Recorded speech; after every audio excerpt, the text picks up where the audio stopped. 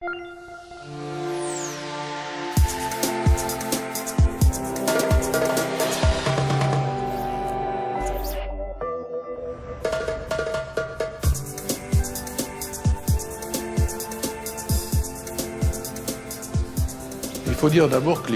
of all, it must be said that high-rises are still currently a global archetype.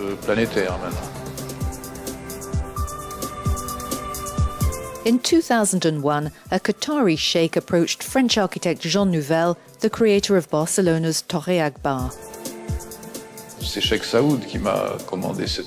It was Sheikh Saud who contracted me to design this tower. It was for him. After he'd seen the Torre Agbar plans that I designed in Barcelona, he was interested in the typology, like this. And he asked, would it be possible to have a tower with more or less the same rounded typology in Doha? I said, perhaps. And so we reconsidered it all. And finally, the tower came out like a glass cylinder, actually. It's protected by mashrabiyas with different levels of cover, depending on the location. In this building, I think we're playing with lighting effects. It's a mashrabiya reflecting the geometry on the floor and functioning as a protection against the sun. To a certain extent, that didn't exist before. In fact, we have a lot of light, and at the same time, we're still fairly well protected. I would say we worked on tension and restraint.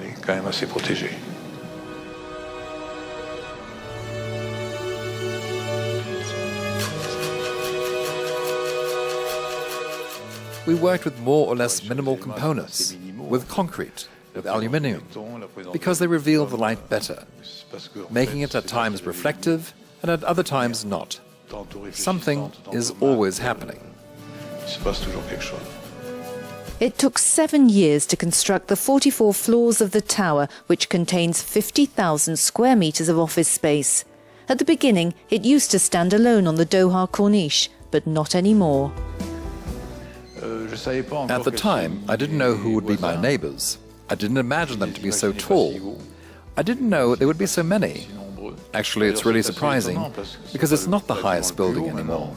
The area has become very eclectic, but the tower is still unusual. It still shines through as something special.